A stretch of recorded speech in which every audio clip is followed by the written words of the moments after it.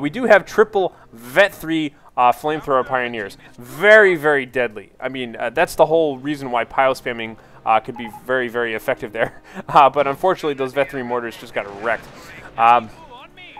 Once again, though, he's just returning fire here over and over and over again. Check out the mortars just kind of being placed all over the place here. I do like that a little bit. Again, this same old MG42 is just kind of helping out. And he's got to be careful, though. It is 2-1 right now, victory points. However, the score is roughly even because, for the most part, BartonPL has had control over this left-hand side victory point. However, it is being ninja capped from him frequently there. So we'll take a look around. We do... we don't actually see anything else. He has upgraded his supply yard, but that's just about it. No sign of any more technology here. I want to see, however, if KoreanArmy has spent any more commander points here. So I'm going to swap points of view once again. We do see he has Rangers available to him, and this Rifleman attack right here is a little ill-fated. As you can see, all of the Flamethrower Pioneers do fantastic work against this. Note, by the way, the layers of strategy that are being used in this game here. Very, very interesting in terms of, like, countering units on multiple levels happening on multiple sides of the battlefield at all times here. You have the interplay of the mortars versus each other. You have the interplay of the riflemen versus the Volksgrenadiers versus the flamethrowers, and the interplay of having bunkers and medic stations and both people trying to eliminate each other's medic stations. I believe the medic station was actually taken out by the mortars earlier there. And once again, the riflemen are just going to cap this. But just a phenomenal play happening on all sides. It's very, very difficult to actually capture all of this effectively without having to watch the replay like 10 times and plan it all out across it all. Again, we get to see some riflemen here versus Vet 2 Volksgrenadiers. The Volksgrenadiers, however, are just going to have to back off for the time being, it looks like. This anti-tank gun has gotten no play at all so far this game, but that's fine. And here we have, once again, the triple Vet 3 Flamethrower Pioneers moving in. And it looks like a hand grenade just went off in the middle of that mortar team. And just going to go ahead and wreck that, of course, because the mortar teams can only take one casualty before they then simply die. You can't man a mortar team with one gentleman, and therefore they die when there's one guy left. But still, staying true to the Vet 3 mortars here, looking pretty good. I love that. I really love that KoreanArmy keeps attempting these little simple flanks. He basically takes these riflemen, sends them all the way down the left-hand side of the map, caps the victory point, and then tries to see if he can get a flank.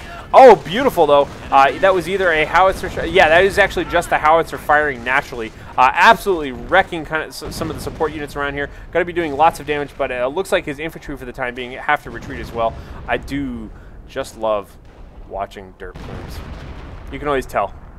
If Harlequin allows silence to happen for a minute and slows down his speech, it's because he likes watching dirt plumes. Anyhow, again, I love this hit squad of the Pioneers with the flamethrowers out there. Again, he noticed that he needed to vet up his mortars in order to compete in the mortar-on-mortar warfare and helping destroy the medical stuff out there. But the byproduct is that Pioneers also count as a support unit, so if you're going to vet your support units up, you might as well use Flamethrower Pioneers to help yourself with all of the infantry problems you're having.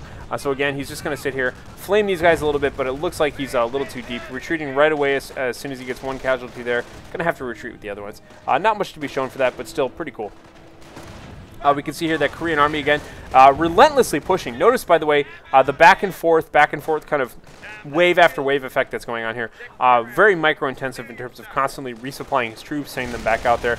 But he's definitely not blobbing up. He's actually doing lots of little deliberate and controlled attacks at various points across the battlefield. We can see For the Fatherland being activated once again, but even with that up, it looks like BartonPL has decided to back off for the time being.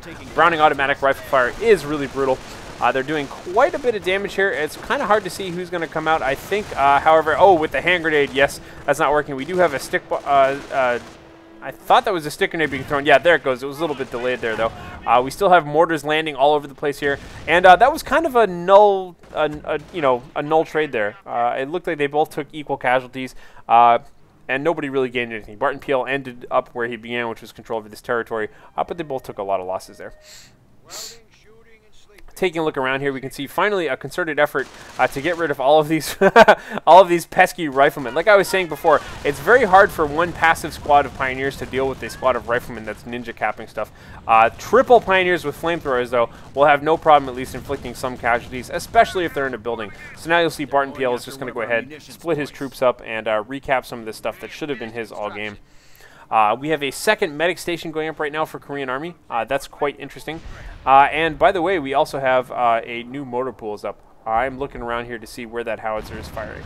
There it is. I heard it. Again, howitzer, it looks like he's trying to do long-term damage here to this bunker. One thing I love, and I wasn't looking at it directly when it was happening, or at least I don't think I was. BartonPL, in between howitzer barrages, sat down and repaired this thing back to full. That's a great detail here. And awesome, awesome, awesome. Pause. I'm just going to pause the game right now and point this out. So you guys haven't seen this on any of my replays yet, but what we have here, and why can't I select you exactly?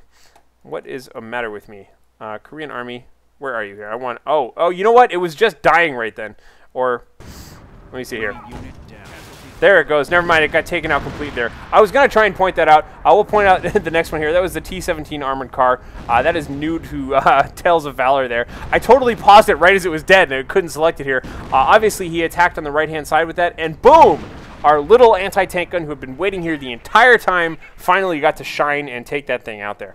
Basically, that is a replacement for the M8 Greyhound that is available only in Tales of Valor. By the way, I might as well just answer some of these questions now. So all the expansions, these are common questions I get about, well, there's Company of Heroes, there's Opposing Fronts, there's Tales of Valor. Harlequin, I want to play this game. Which one do I buy?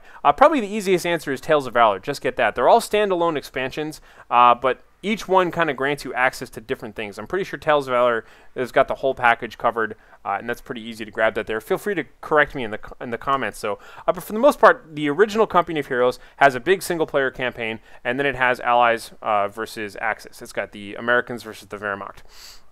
Opposing Fronts introduces the British-Canadian Army, and the Panzer Elite as two new playable things, and it's its own standalone game once again, and some more single-player missions. And then Tales of Valor has all of that, a couple new units that you can unlock and add to your army, like for instance that T-17 armored car that we saw there, a few other things like that, and a bunch of more single-player missions. So if you just want to grab one, grab that, and that should be fine. But anyhow, let's go ahead and get back into this game here. So that's what I wanted to point out. But that's a common enough question that I thought I'd try and answer it once and for all, because one thing that I hate, and I'm glad that Relic is pretty classy about how they handle this, if you guys ever played the game The Sims has like 10 billion expansions. So some of them require each other and some of them don't. And it can be very confusing, and it can prevent entry into that game if you don't know what that is, because you always feel like you'll have buyer's remorse, like you're going to buy an expansion and you won't know, oh, did I get the right expansion? Are there better expansions? You know, that sort of thing.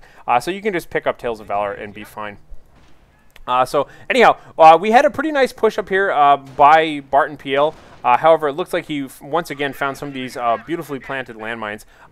Again, this medic station is going to continue to be a thorn in his side, as is this medic station. You can see once again he's trying his best to repair it to full between howitzer barrages. That's fantastic here because it does prevent him from getting killed over time. And once again, using the Goliath here, I'm going to have to keep an eye on that on the minimap and just see what he's going to do with it exactly.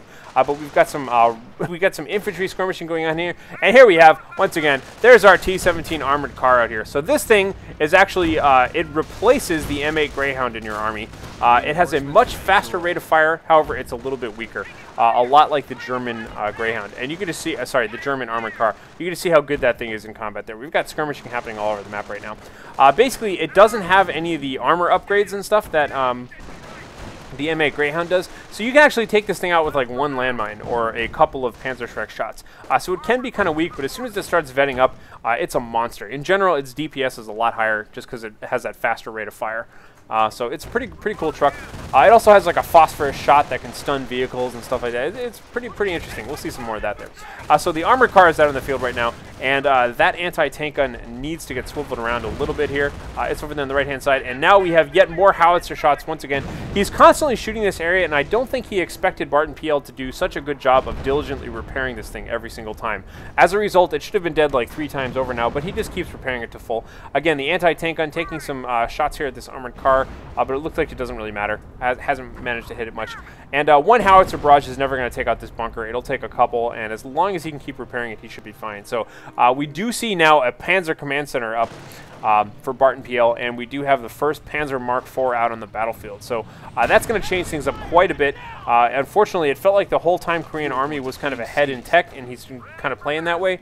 But for the time being, he doesn't really have any dedicated anti-tank stuff out there. He could certainly get sticky bombs if he doesn't already have them. That'll help him out quite a bit.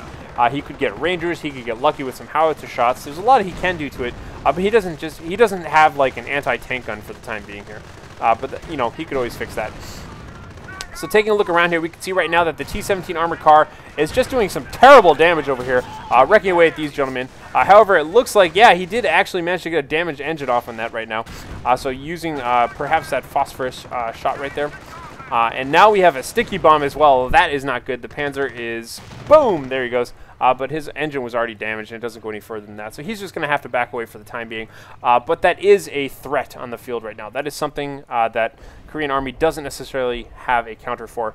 And where's that Goliath? There's the Goliath. So here we go. This is what we're talking about now. Pause. Oh, yes. Let's take a look at this gentleman here. This is the M18 Hellcat. This is a replacement for the M10 Wolverine tank destroyer. So the reason he has this now is obviously he used his off-map combat group ability and just happened to get lucky. Would normally give him an M10. Instead, it's going to give him this guy. So again, this guy is pretty interesting. He cloaks when he stands still. He does extra damage, stuff like that. He can get a 50 caliber machine gun. It's all around just a great tank. So these are both two interesting replacements for two vehicles you've already seen. And now